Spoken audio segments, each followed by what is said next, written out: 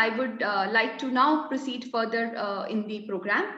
And it is my proud privilege to introduce you all to our respected guest of honor, Mr. Ashish Patel, MD Morgan Franklin, and he has joined us from United States. Mr. Ashish Patel is the Managing Director of Morgan Franklin Consulting, which focuses on helping clients improve their technology readiness and efficiency through leadership that aligns the business processes and IT capabilities to realize cost savings, accelerated performance, and sustained strategic flexibility. He has been the advisor to CIOs, CFOs, CROs, and other C-level executives and advised multiple industries on governance, technology, and team development engagements that align with overall strategy. He has taught several MBA classes as adjunct faculty, which includes strategy, innovation, change management, and has been a mentor to several key leaders in various industries. He has also led the initiative to set up the Operational Risk Technology Office at Bank of America from the ground up, and also their mobile phone banking program executed in a stringent timeline to be first in the US market. So with these words, we welcome Mr. Ashish Patel on this virtual platform of Business Summit 2021, and I request him to kindly address the audience with his words of wisdom. Over to you, Mr. Ashish. All right, thank you, Yasna. Is it possible to share slides, or I can just speak? Choice is yours. Can I share my screen? Yes, sir, you can. Okay, thank you. All right, so first of all, good morning to everybody, and my special thanks to, of course, Dr. Vidya, Anusha, and then Parul and Surendra. I didn't see him yet, but he keeps in touch with me fairly often. I'm pretty sure there are others involved in getting this to a success. It takes a lot of logistics to put something like this together. We manage conferences as a consulting company, so we understand how challenging it is. So, but special thanks to few folks who have been involved, and I asked too many questions for being patient with me and helping me being here. So thanks again. And thank you for such a nice introduction. That's the part I enjoy the most, coming to these things, because I love to hear about me. Nobody else. I want one day my boss to come to these conferences and listen to what people talk about me, but I don't think he'll believe that. But thanks a lot for all that, So yeah, so some people may say, why is he here? It's 12 o'clock in the night in the United States, and I'm standing here trying to talk for a few minutes.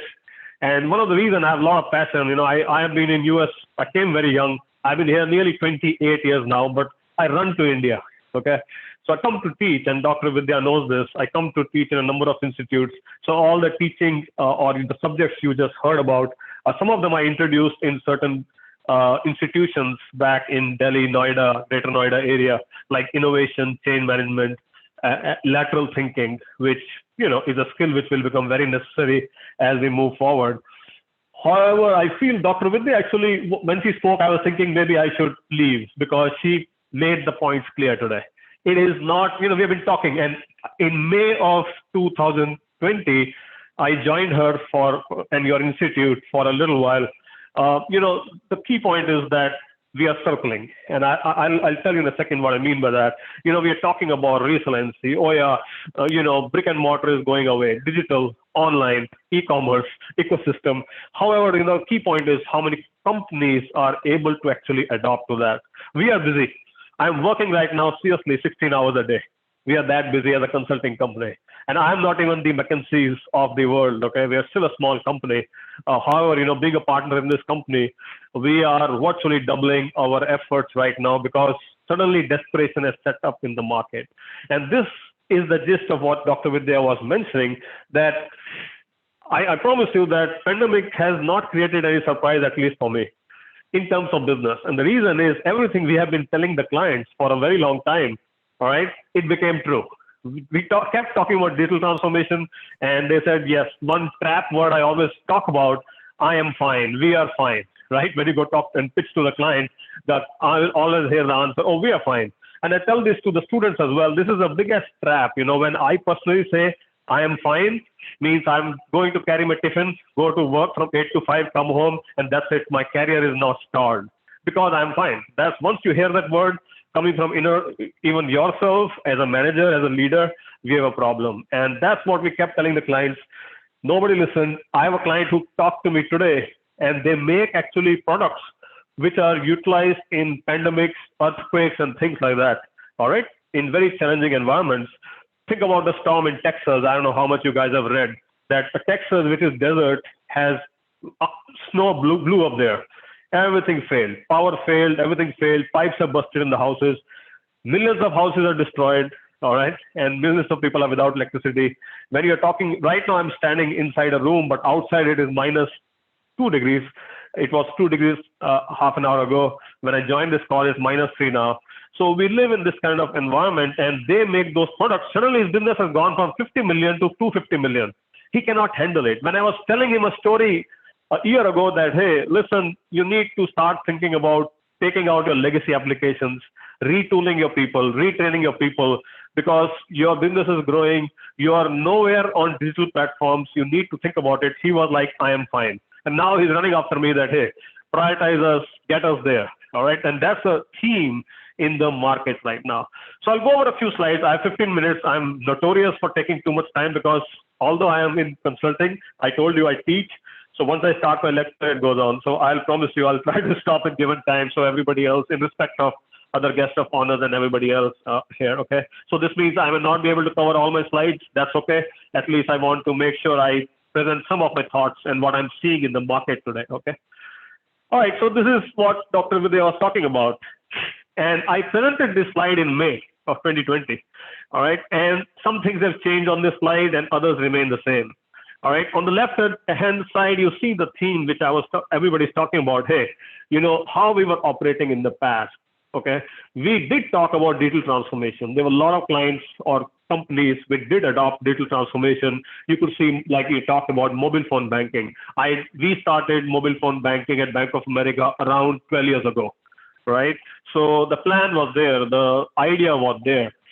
And, you know, so let me quickly go over some of these bullets. I'm not going to go over every bullet, but the green shows what is happening today. Everybody's talking about reskill, upskill. I just heard, I think, if I'm not wrong, Anusha was talking about reskilling and upskilling. We talk about customer centricity. The customer is changing. Previously, the focus was on the product, and now the focus is on basically the customer, right? It has changed from product centric, that we are going to deliver a product based on what we feel is best for them, and we will deliver that, right? So things like that.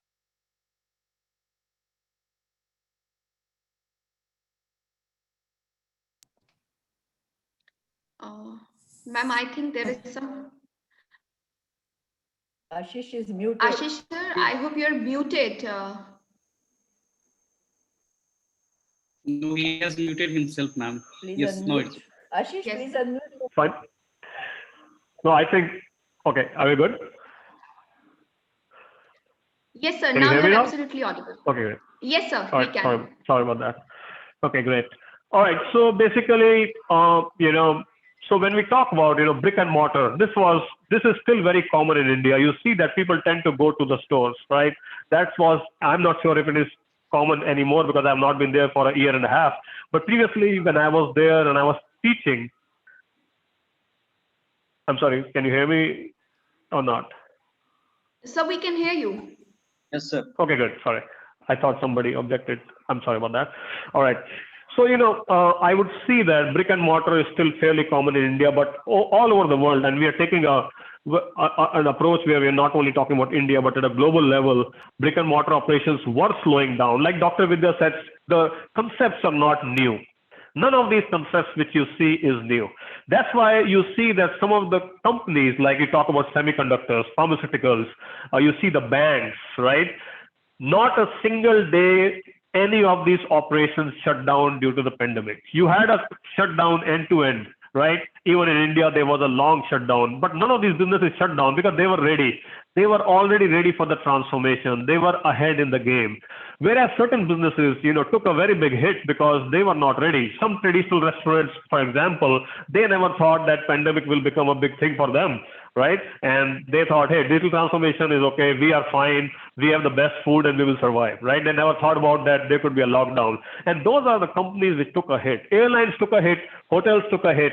So that does not mean that, of course, pandemic did create a lot more problems for service business. However, if they were thinking about transforming the business from the very beginning or from the past, the impact may have been lower. That's the key understanding we should have. If you see on the left-hand side, I'm showing digital transformation. On the right-hand side, I'm showing digital acceleration. That's the difference, all right? People or the companies which had modeled already their business around agility, that, hey, we are going to be very agile. We will not break down by any kind of disruption in the market, right? Those businesses have survived and done very well. And others are catching up, right? They are still catching up. None of the companies were ready for, you may think are not ready for remote work. The fact is in US, when 9/11 happened, right? I used to work at Bank of America at that time. That day, the decision was made because it disrupted. Our tower was hit in New York, right? There was a major disruption of services. That day it was decided right from a secretary, we call them admin, to everybody else in the bank will have a laptop, which they can operate from anywhere in the world. This was, you think about when it happened, years and years ago. So we had adopted that remote working 15 years ago, perhaps, okay? So what happens when the pandemic strikes? Quickly, everybody withdraws. They're sitting at home and working. There was no disruption at all. Whether our teams are in India, whether our teams are in Singapore, Philippines, talk about a country, and Bank of America has a team and there was no disruption at all. Now I'm talking about a Fortune 50 company. Think about a small consulting house like mine with 300-400 people. We had zero disruption. As we talk about technology, I think, if I'm not wrong, I think Yasna or Anusha mentioned that technology adoption, that was fairly important, but a lot of companies did not, were still struggling. Should we go to the cloud, right? Cloud services were becoming big, but a lot of companies were thinking about security issues. They were not taking the risk. Whereas a small company like mine was 100% on cloud. I don't save anything on my hard drive. My laptop is not configured to be on the local hard drive. There's nothing called local hard drive on my laptop. Everything is on the cloud. So if right now I'm coming to India and my laptop blows up, I can ask, and I'm coming to teach, I can ask Dr. Vidya, give me a laptop, and I can access every document I need to teach. And it looks like a simple thing. Oh yeah, we are doing it, but that's not true. A lot of companies were not ready for it. And these are the kind of things which had them delay or fall back. All right. So these are important changes which are happening. I think that is now changed. In US, the biggest question is, there are big buildings of these companies. Are people going to go back? We did a survey of remote work. Our company, 85% people said we are not coming back, whether pandemic or no pandemic. So now the whole, what I call social sharing or the social factors, which humans are very used to partying or interacting, that's anyway going to diminish. Last time I met a human being, guys, was on March 7th of 2020. It's nearly 1 year since I met a human being. I am under complete lockdowns. All right. So I'm just giving an example, but has anything stopped? No. Zero. There's zero impact to any business or my personal life. I can get all my groceries online. They are delivered to my house without any problems. All right. I'm used to repairing my house. In US, you learn it. So I can do small repairs to my house. If there's a small leak, I have to change the tap. I can do that. Right? I have not stepped out of my house. I mean, I've walked and all, but I have not interacted with a human being for 1 year, and still business is normal. That's what we call resiliency. That's where we need to reach today, that, hey, if there's another pandemic, there's a war, there's an earthquake, we should still be able to connect and conduct business. That's a theme, recurring theme, which is coming up now. All right. How do we achieve it? Like I'm saying that, that's how your mindset has to change. The business has to change. And my next slide actually quickly talks about this. What should be changing in the education system? So we keep pointing fingers at the business, right? We just heard, right? We began, we said, hey, you need to be resilient. You should have done digital transformation earlier, right? You should have done remote work capability should have been put in place. However, the mindset starts in education. And I always put this that, hey, you guys need, when we talk about changes, and we always tactically, this is very tactical change. What is happening right now is fairly tactical from my perspective. But in the long run, if we really want to be successful, we talk about upskilling, reskilling. I think it starts right from the foundation should be set up in your institutions like ITS. I think that's where you guys need to start thinking, take a step back. Theoretically, I know you have certain regulations you have to follow, which subjects you can or cannot teach. However, within the subjects, are you introducing enough technology? And I'm telling you, I teach, so I know it is not true. Okay, I know it very well. So, are we teaching enough technology? When you're teaching the human resource students, they say, hey, what do we need to do? What do we care about digital transformation? It is fairly important. Why? Because the whole human resources in my company, small company, is 100% automated. We had no disruption. We have a great HRIS system, information system. If you actually raise that awareness right from the college, and I promise you, these are the feedback I get. Hey, I'm going to go to sales and marketing. What do I do with technology? You are wrong. You need a customer relationship management system. When things happen the way they happen, when you are remotely working and you need to check the history of a customer and you could not reach somebody because somebody may be impacted by COVID, somebody's power is off because there is a snowstorm in Texas, you have that system in the cloud to go and look what is the interaction with this customer, what has been sold, what needs to be sold, what is the potential names of people I need to connect with, and things like that. Human resource, finance, if you look at my profile, I am a digital finance person. I'm telling you guys that today when I go in, I'll give an example and I'll tell this to the CFO tomorrow. Today morning, I was with the CFO of a chemical polymer company. All they do is make polymers. Now the guy is talking about data warehouse, data lake, dark data. We need a analytic tool. The guy is talking technology, 100%. And yeah. Anusha ma'am, are you able to hear Mr. Ashish? Yes, ma'am. Yes, ma'am, we are. Yes, voice is clear, Ashish. Yes, Okay, ma'am. sorry, I think. Yes, continue. All right, great, sorry. All right, so I'll keep going. And just stop me when I'm done, when my time is done. I think it's coming to an end very soon, but I hope I to continue quickly. Anyways, to give you an example of the CFO, you will say, hey, he's a finance and accounting guy. Why would he be talking about technology? This is the basic theme of what Dr. Vidya was saying, that you need to now concentrate. It's called concentric efforts. The CFO also is thinking, how can I make my organization automated? How can I create a situation that when a challenge comes like pandemic or a storm, we should still be operational? Less manual work, more automation. If I have a financial analyst, let him do analysis instead of doing manual processes, how to close the month or close the quarter or close the year, which happens a lot. All right. So digital finance, again, a big deal. So again, if you're finance people, please don't say that we don't need to talk about digital transformation. It's becoming bigger and bigger, whether it comes to finance, whether it comes to marketing. Again, I talked about CRM. So definitely, I think from an institutional perspective, when you talk about skilling, a lot more technology needs to be added.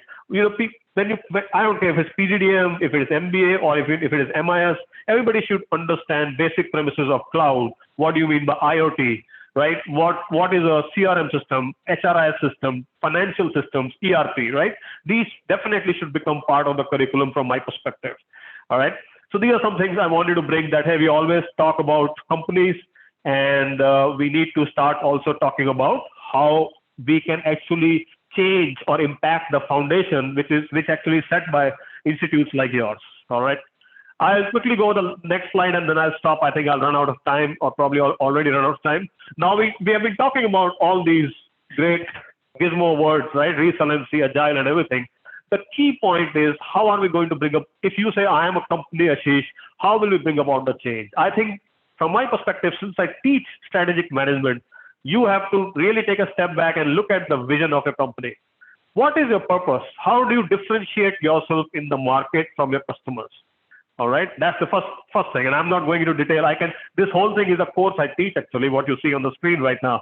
What is a value? Means what value do you bring to the table for the customer?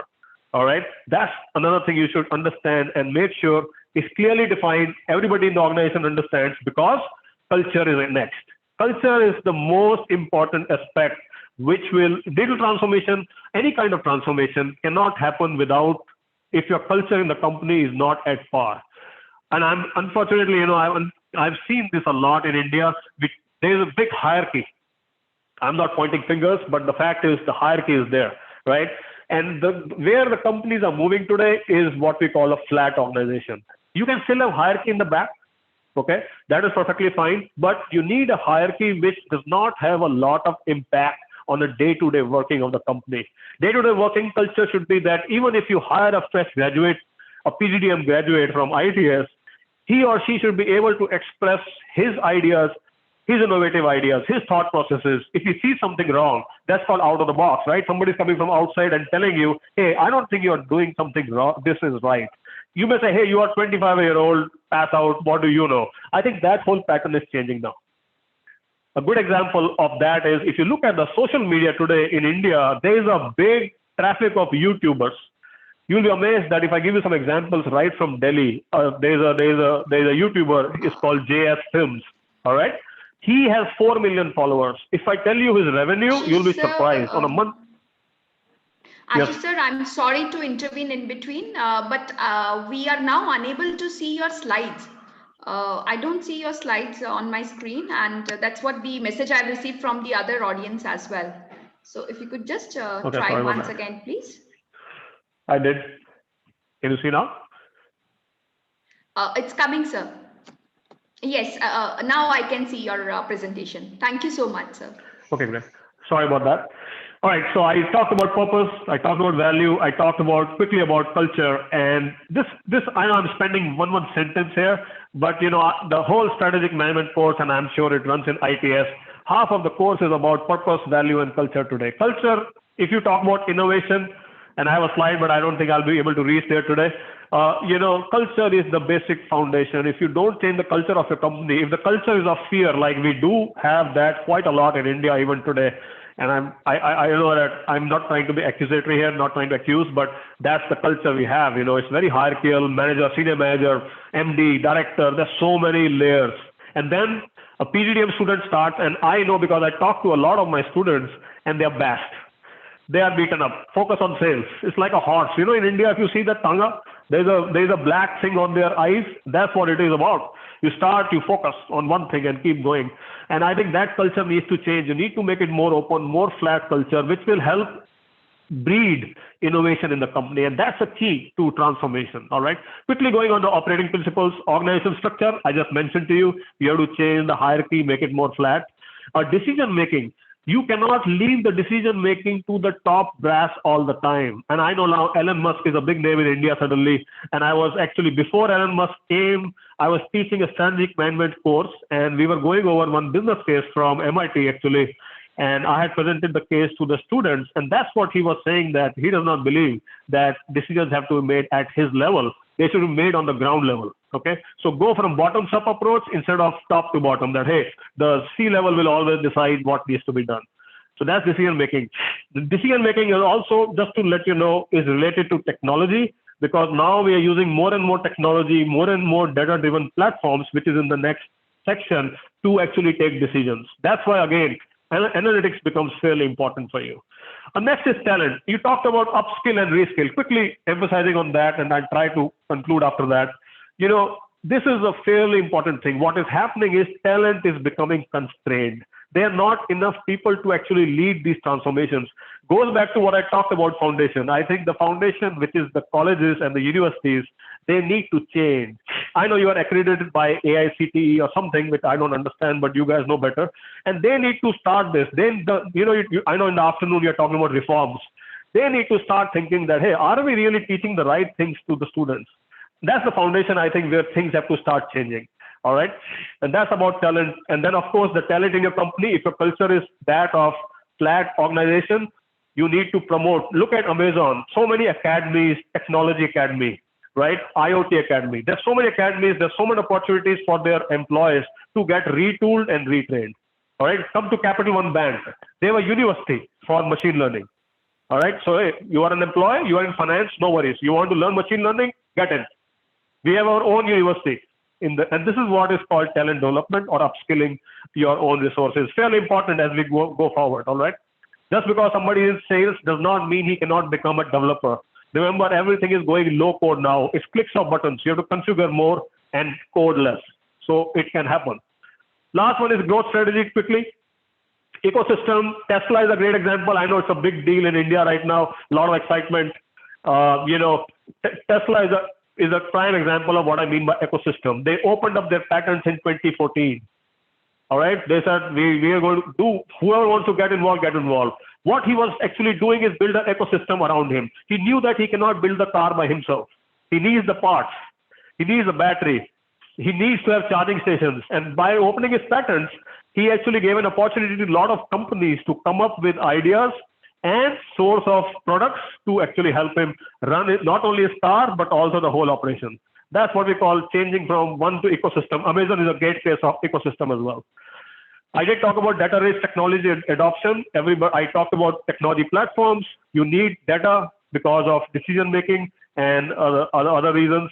And last is learning. We talked about it in growth strategy. I said learning means keeping up. You only talked about reskill and upskill. I didn't say that, but that's the exact word, that you need to create opportunities, not only in the college and that you graduated, that education has ended. Today also, I take certifications every year because education has not ended. Things keep changing. The market keeps changing, right? Customer keeps changing. My clients are the customers. They keep changing. If I don't keep up, if they suddenly start talking about data warehouse or data lake, and I don't even know what it is, I'm in trouble. I'm in trouble. Especially when a CFO of a company is talking about it. All right. So these are some of the important factors. Anyway, I took a lot of time. Oh, I know I spent more time, and I had a lot of other slides to share, but I think I'll end it here. I hope I was able to deliver some of the message, what we do and what I see in the market today. All right. All right. Thank you so much, Mr. Patel. It was indeed a great information. And thanks for sharing with us about the digital transformation in all the domains, may it be HR, marketing, finance, and also interesting were the growth strategies for top business performers. And I'm sure students must have taken a note of importance and need of continuous and continual learning throughout your journey. So thank you so much, sir, for joining us for this inaugural session. It was indeed a great address that we had. And we once again thank you for this. So with this, thank you so much, sir. With this, it is time for me now to introduce you all to our distinguished guest of the inaugural session, Mr. Rajendra Srivastava, President and Market Business Leader, AES India. Mr. Srivastava is the Market Business Leader of AES India and having 40 years of working experience in reputed global power utilities and industries. Being a business strategist and team builder, he has played a pivotal role in conceptualizing, supervising, and implementation and commissioning of large number of multi-million-dollar nuclear, thermal, and renewable power projects. Before joining AES India, Mr. Rajendra was the Managing Director, Nuclear Business at Alstom.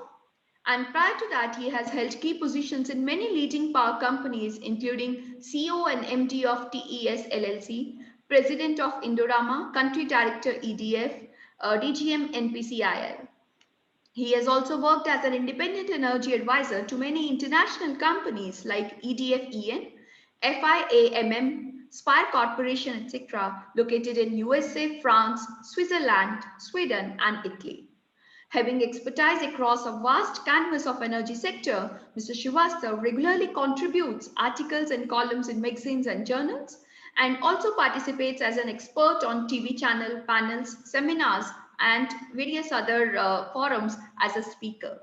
So with this, we are very glad to have Mr. Srivastava today with us on this virtual platform. We welcome him once again for this inaugural address, and we'll request him to share his thoughts of wisdom with all of us. Over to you, Mr. Srivastava. Thank you very much.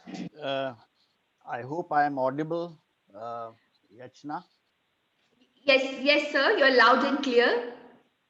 Thank you very much. Again, I want to, first of all, convey my gratitude that I am here invited to speak.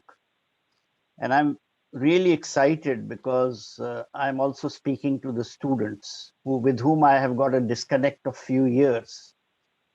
At some point in time, I did interact with them, but it's good to be back in that community. I also want to pay compliments to the previous speaker for his foresight and presence. Some of what he said is ringing so true for me and for our company. Before I go into that, because we are in energy sector, let me give you a little perspective of how we were hit by pandemic. This is important for you because we are Fortune 500 company. We have 10,000 employees, 14 countries where we exist, and we have 20,000 contractors, employees.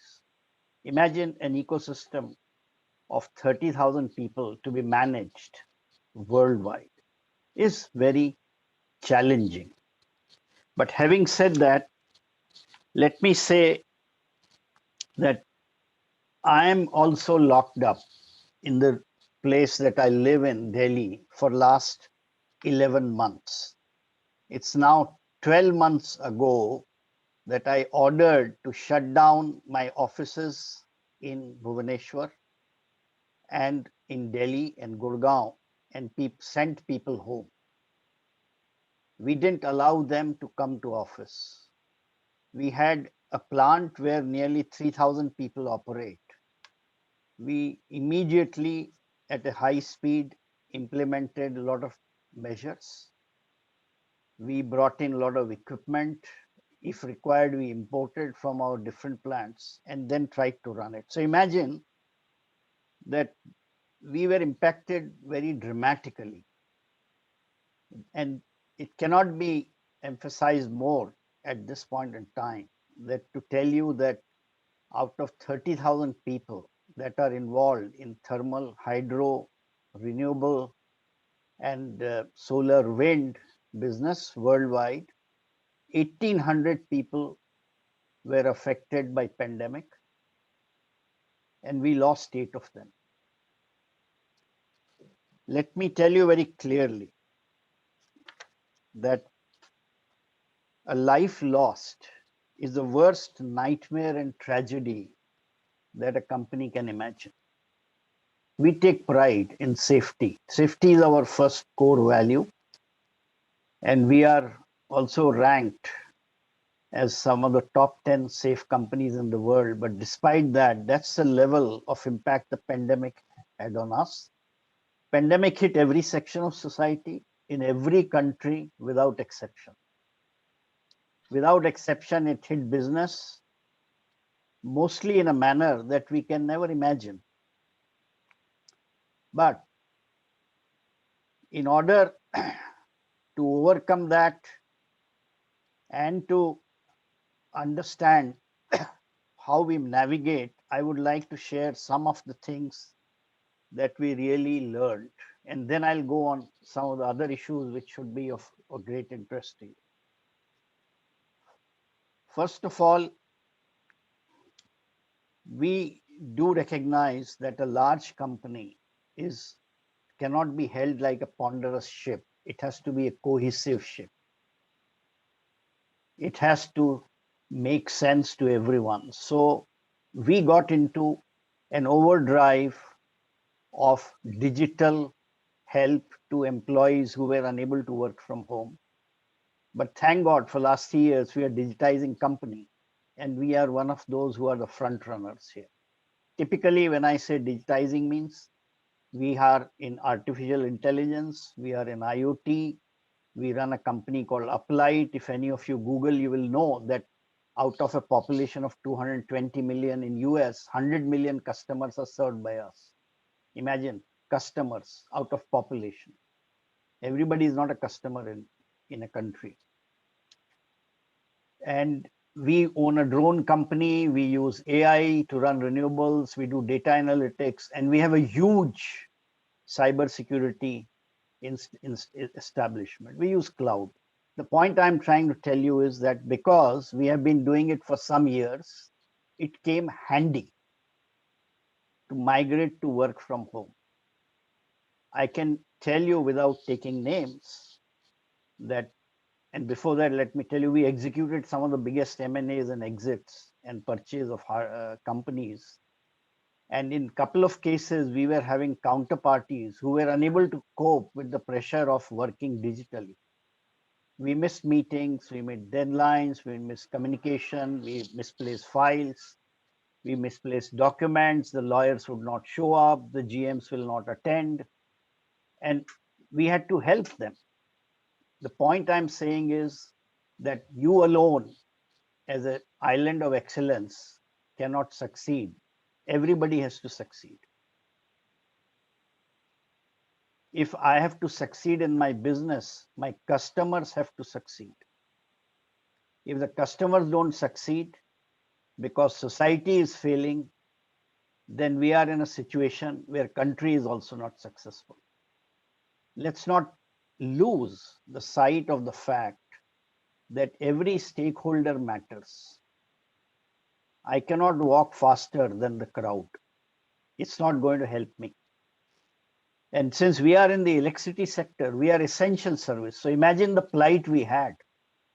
I had to send people to work every day and protect them from pandemic. We kept on testing them. We kept on secluding them. We even started building bubbles within the company worldwide so that people can stay there by round, 7 days, 10 days, then go home. There was a family separation. And we had to really work on an emergency basis, on a war footing. The point I'm trying to tell is digital is the underlying reason why we succeeded. However, the physical, the communication, the hardware, the training, the reskilling of the people has to go hand in hand. And why this should happen is because we have certain values. We have a value of safety. We have a value of what we call as highest standards. And we have a value, what we call as all together. The 14 countries we exist, we don't exist as India, China, Japan or something. We exist as AES. And we are so connected. We are so flat that I am actually having my HR person in Chile. That's the level of decentralization that we experience.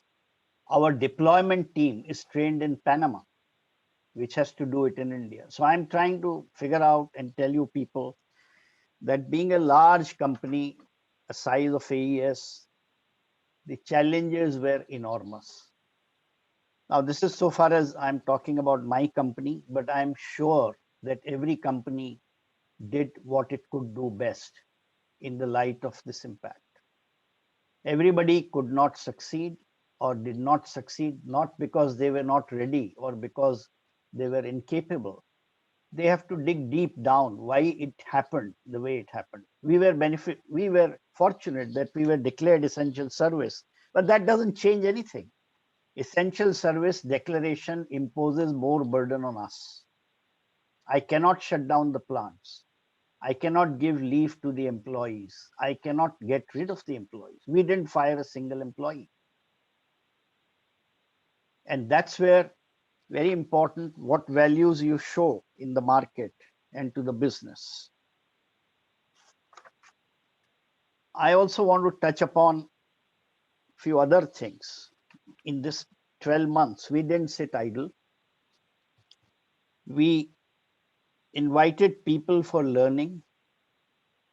We invited our teams through digital communication. For example, the mention by Ashish about HR. Our entire HR training is digital. Our entire supply chain training is digital. Our entire accounting is digital. We have a pandemic presentation by Ashish Jha, the world famous expert, which Ashish shares the first name. Every week he talks to us. We have some of the greatest minds in financial capital. Every week they talk to us. We have some of the psychiatrists who are every month talking to us. I'm talking like this conference you have here, we have a conference held by company, and we are allowed to ask questions. There is no hierarchy here. In order to not only keep the welfare of the people, but the welfare of their mind, their wellness and health. And we have separate digital forums and platforms where you can actually raise questions with the experts online all the time. So we are all connected here, but that is within the company.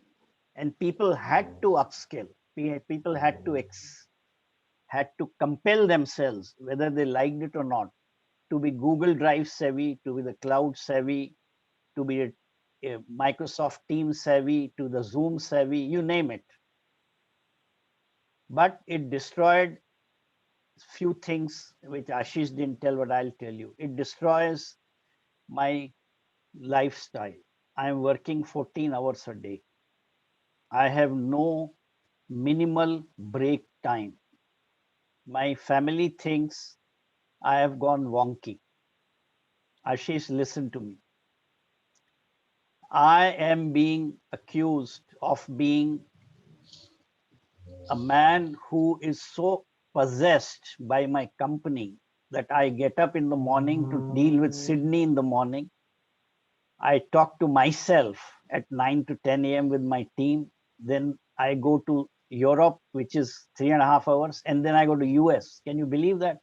The time gap between the two is when it is 10 a.m. in Sydney, it is 3 p.m. for me, and it's like a 10 p.m. in US. So we have these kind of a connectivity challenges. It has stressed out all of us to no end. And I can tell you that no amount of counseling is helping me. It is just stress, stress, stress. So now the question comes again, it's not alone the technology. It's not only that your values and culture, it comes to you as an individual. Your capacity, your skill to adapt. If you don't adapt, you perish. I'm telling all the students, stop complaining about long hours, stop complaining about hard work, stop complaining about compulsion to learn, to adapt, to upskill yourself. If you are complaining to yourself because nobody else cares. By complaining to others, you're not getting to reserve your seat for your career. So don't do that. That's a bad habit. Complain to yourself, bottle it up, maybe call Ashish or me once in a while. We can mentor you, we can humor you, but we'll send you back to your cabin. I want to make few specific comments because this is a generic thing, but let me tell you a few things. What have we done? I am from energy sector. We have reinvented ourselves in the last 3 years. We reinvented.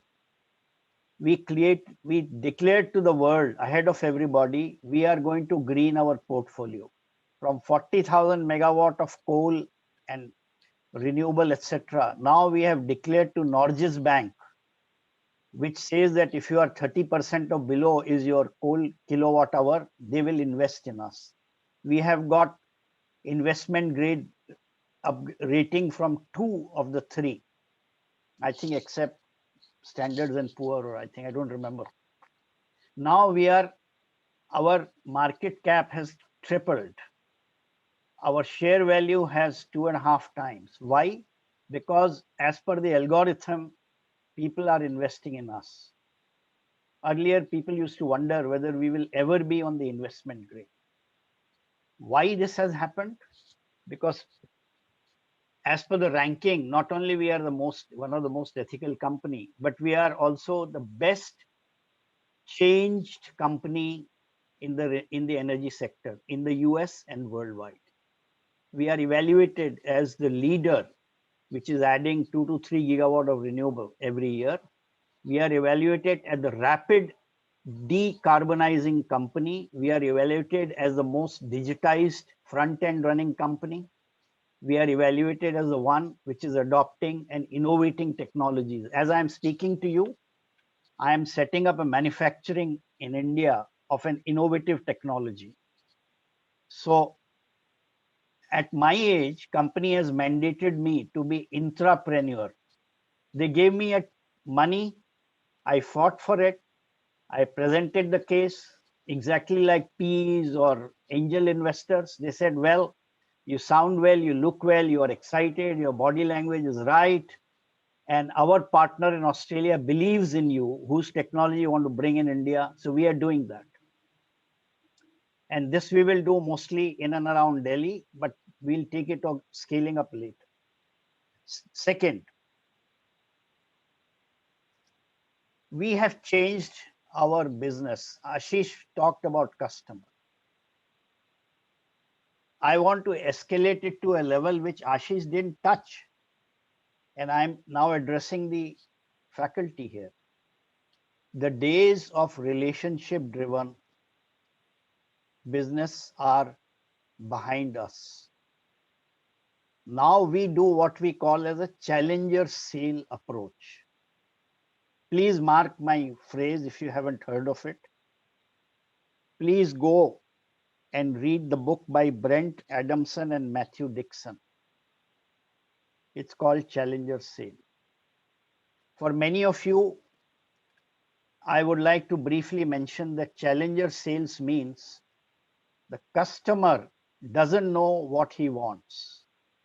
You know more about your customer, you study him, you torment him with your solution, create a positive tension in his mind. So he visits you, he invites you to learn from you what is it that he wanted and what is your solution that he can agree to. I'll give an example. Google, we have taught Google, Ashish, mark my word. Nobody can teach Google. They know more than everybody else. They themselves call themselves Google. We engage with them for 1 year. And today we have a global agreement with them to make them 24/7 renewable green power consumer. And how? So in Virginia, one of their biggest data center has contracted 24/7 with AES, and we found a solution. Not that Rajendra sir, you're done. Okay, sir, I'll close. I'll close. Thank you. I will sir, make 2 the minutes. okay, I have a last few things. I wanted to mention to Sure, all sir. of you just few philosophical thoughts I want to leave with you. One, in this pandemic, did we behave ethically and morally correct way? That's a question that we should ask ourselves as a company, as an individual. Did we stay true to our values? Because that is the only way when you leave the room, people will talk about you. That is called brand value. And I can tell you, we are very conscious of that. Did we remain relevant to the society and customers? Is another question. I don't have an answer. It'll come in due course of time. And did we believe in our employees? That's a question I always ask myself.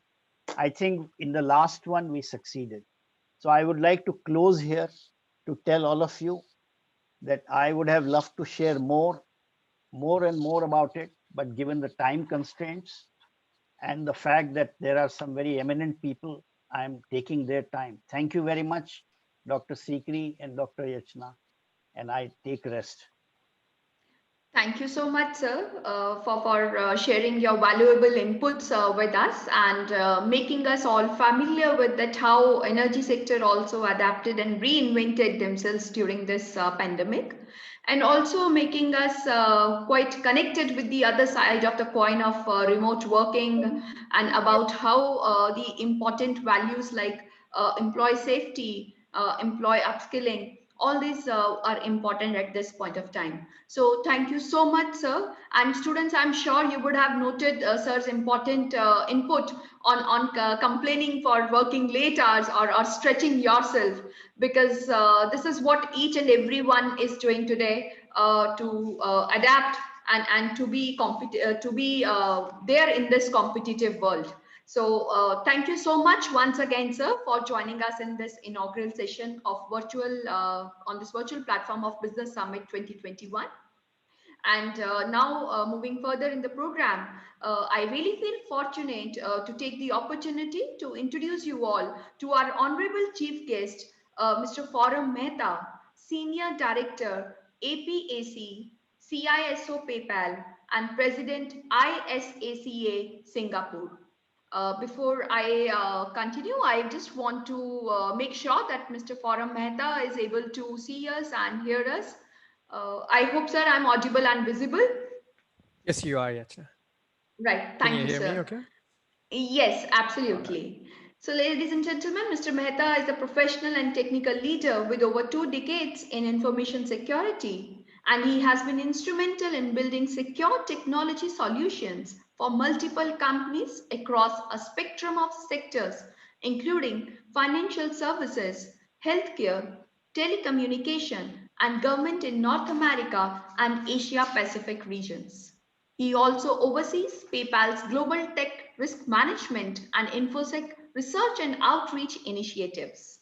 He currently serves as the president of ISACA Singapore and advises cybersecurity startups in Singapore, India, and United States. Mr. Mehta is an active participant in ST, ASEAN, and APAC level industry forums on cybersecurity related topics. So we are very thankful to you for joining us in this inaugural session. And also, even though the time gap is there, but we are sincerely thankful to you for joining us on this virtual platform. And with this, I request you to kindly address the gathering with your words of wisdom. Over to you, Mr. Mehta. Okay. Thank you. Thank you. I mean, respected, Dr. Sikri, Dr. Agarwal. I know Mr. Chadha, I guess, couldn't join us.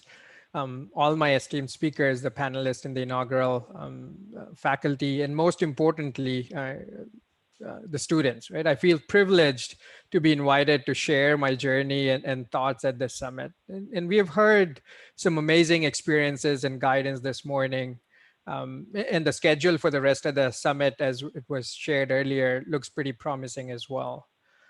I'll kind of, keep my messages limited to what I believe when I put myself in the shoes of the students 2 decades ago, as you shared, and think about what would I have liked to hear in terms of as I get ready to enter this brave new world in the post-pandemic era, some of the skill sets, some of the growth strategies, some of the just inspirations in terms of what's happening in the ecosystem at large that I can take back and start defining what my interests are, what is happening from a industry perspective that I may be looking at, building a career in, and then what type of approaches can I apply right now to give myself the best chances of success. So, my messages kind of revolve around specifically 3 things, and think of them as you wish, but probably as a focus area for acquiring skills in, as areas for developing growth strategies for your career in, or just generally understanding of the trends that are happening, especially that have been accelerated. Again, Dr.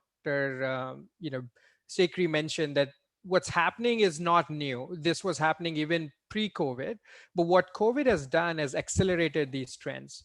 And primarily my remarks are focused on areas of artificial intelligence, fintech, which is the industry that I work in, and cybersecurity, which I, as a professional, have spent, as you shared in my introduction, the last 2 decades in.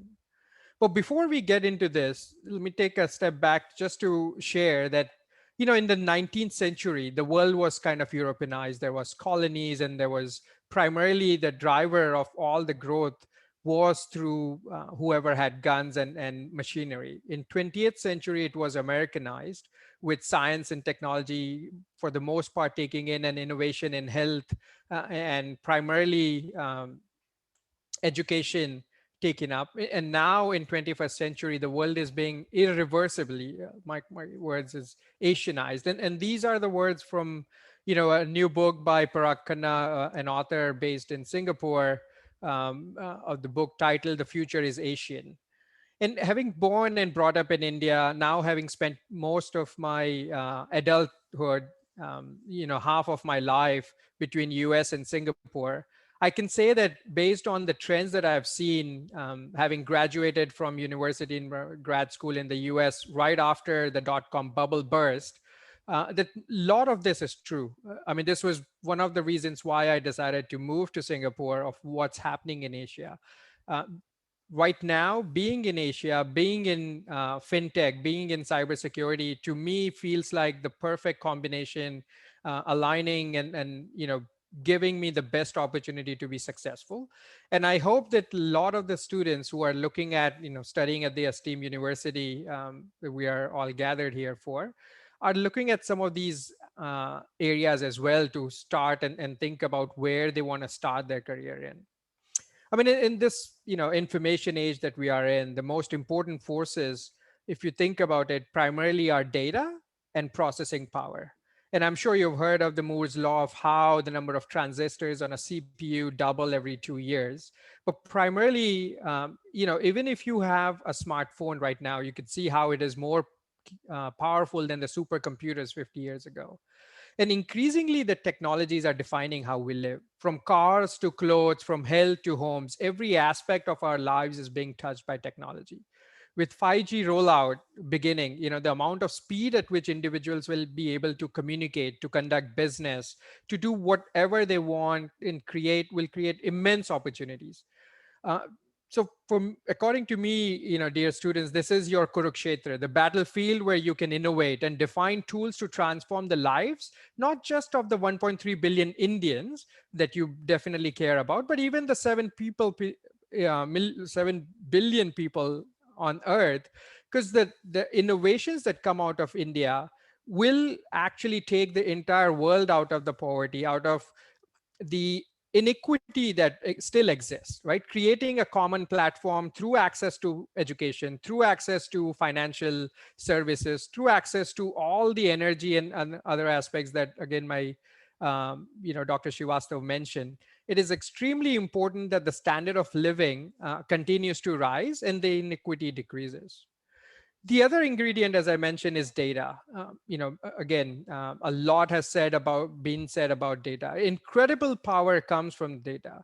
With the technology advancements, now the organizations have, data in every aspect of people's life is transforming the experience they get. Imagine how you can look at the future and fortunes if you have the data. From education to engagement, from finance to food, everything is powered by data.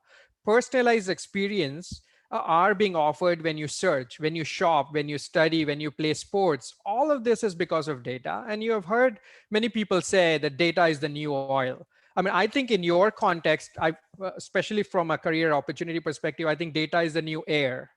It is as important as air. And then, so when we look at data and technology from the 3 areas that I mentioned, what's truly happening? So artificial intelligence is at the core of the automation. Again, Dr. Sikri mentioned that earlier in her remarks. Mr. Patel mentioned it, Dr. Srivastav mentioned it. Automation is happening everywhere. And you've probably heard of the 4 Ds of robotization. Dangerous. This is where robotics started initially. We wanted robots to do things that were too dangerous for humans. Then came the dirty, then the dull, and now the demanding. It basically defines why AI is so popular right now. It's started with, as I mentioned, with reconnaissance planes, diffusing bombs, robocops, and with dirty, sewer cleaning, mine exploration, milking cows.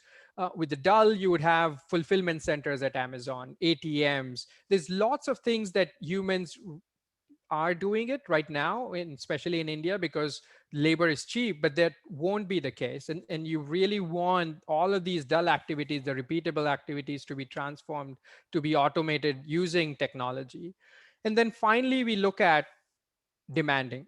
So with the dangerous, dirty, and dull, the idea which the innovation has been happening over the last 2-3 decades was that the rules weren't changing. As long as you could program a circuit, an algorithm in the machine, and say you do step 1, step 2, step 3, nothing really changed for decades, and you could do it. But now with software coming in and transforming every aspect of life, with personalized experience becoming extremely important, you want to introduce the concept of smart innovation or smart automation. And that's why you have to introduce learning, whether it is machine learning using the data that is accessed, whether it is learning about the environment and how that is changing. And people wondered what type of new innovations can they bring in, smart vending machine, face ID authentication, whether you have a facial hair or not, whether you transform, how can a machine recognize what is true, what is false, and then start making even better decisions. Flying planes again in bad weather is becoming more and more possible. So from supervised learning to then unsupervised learning, and many forms of AI today are doing these demanding jobs. Looking at your Facebook likes to determine whether you like tea or coffee and then showing them appropriate ad is powered by data. Data makes it possible, not just it takes a week or years, but within a matter of seconds, you can see, depending on what you are browsing or what you are interacting with, the ads reflect your interest, trying to entice you to click and create from an organization's perspective, an activity that you truly are interested in.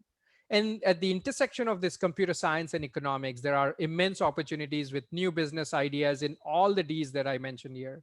One incredible area where AI's power is being pushed to the limits is fitness, right? I mean, lockdowns, as we heard from both our speakers, luckily Singapore is not that bad, and I've been able to move around pretty freely because of the constraints, although not being able to travel outside of the country. We saw how, because of lockdowns, once people were done binge watching Netflix and other OTT offerings, platforms like Healthify Me, Freedom in India really started to take on and became viral with services like teaching yoga, reading, cooking, and lots of other skills. Now, on the surface, it may seem like a small, unstructured opportunity, but if you expand your horizons beyond the immediate neighborhood, beyond cities, states, and even countries, you can see how such a platform can truly bring scale, truly create opportunities for all of you that does not have to have any boundaries whatsoever, especially in this post-pandemic world where digital acceptance, accessibility has grown quite rapidly. Fintech is a myriad of applications that help move and manage money using technology. So from payments to credit, and not just cryptocurrency. That's the latest buzzword that everybody wants to get in and understand how Bitcoin as a protocol, but specifically cryptocurrencies or digital currencies can transform how we primarily transfer value between each other. So if there is one industry that has truly embraced the power of technology and data to its fullest and is transforming behavior on a daily basis, it's fintech. I mean, in India, you can look up UPI, Paytm, Ola Money, etc. are amazing examples of how fintech is innovating. There's a lot of room for all of you to innovate and build new businesses and solutions to help the masses as well. I mean, smartphones especially have made it extremely easy using the Aadhaar stack, especially during, again, pandemic and the post-pandemic world, how you can get all the things, all the services that individuals want delivered to them at their doorstep. And I'm pretty certain, but I hope that these habits kind of stick in the post-pandemic world. The rise of Bitcoin and digital currencies in general is an amazing area that is growing pretty rapidly around the world. In fact, the company that I work for, which is PayPal, and we had our best quarter in 2 decades, a best year in 20 years in existence in 2020. So in a lot of way, this challenging period was an opportunity in disguise. Many of you may not be familiar with PayPal, but think of it as a Paytm, but without the store, without the mall. We have a lot more features. We have about the same number of customers, but are 20x more as far as market cap is concerned. We don't operate in just one country, about 200 markets around the world. And our mission is to democratize financial services, from money transfers to payments to credits, anything that you require to do with your money, managing, transacting with it.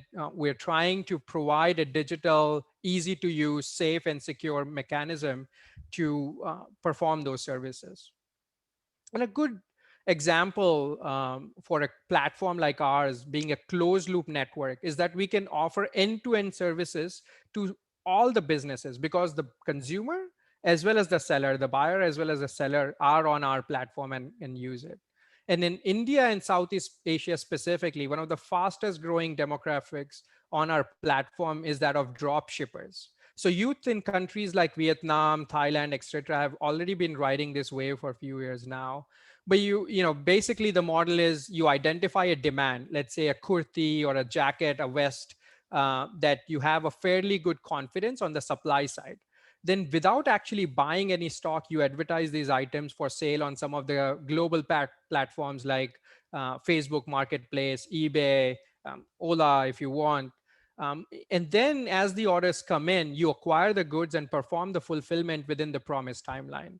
Obviously, there are a few dependencies around the partners in manufacturing, logistics, shipping, and so on and so forth. So you have to kind of start small and work your way up. But one can see how quickly, without any upfront investment, a model like this can leverage technology towards amazing income generation. And we have, lots of examples of people that have become millionaires with just this model. This is just an example of how young people and folks that have an idea that really want to leverage the power of these platforms, the power of technology and data, can truly look at how they want to develop your career.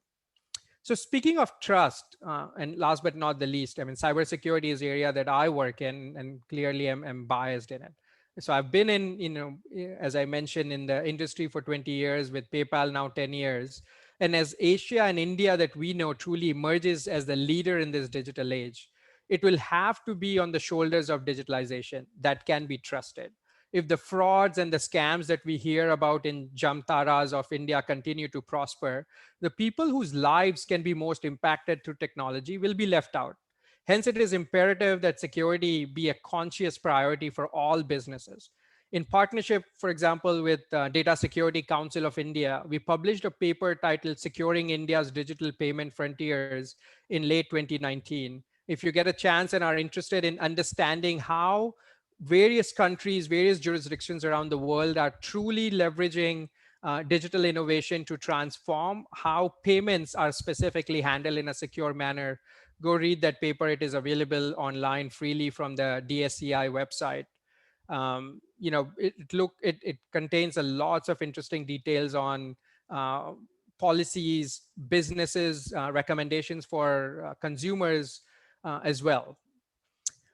I think, generally as IoT, augmented reality, virtual reality, all of these in less than 10 years kind of redefined commerce primarily.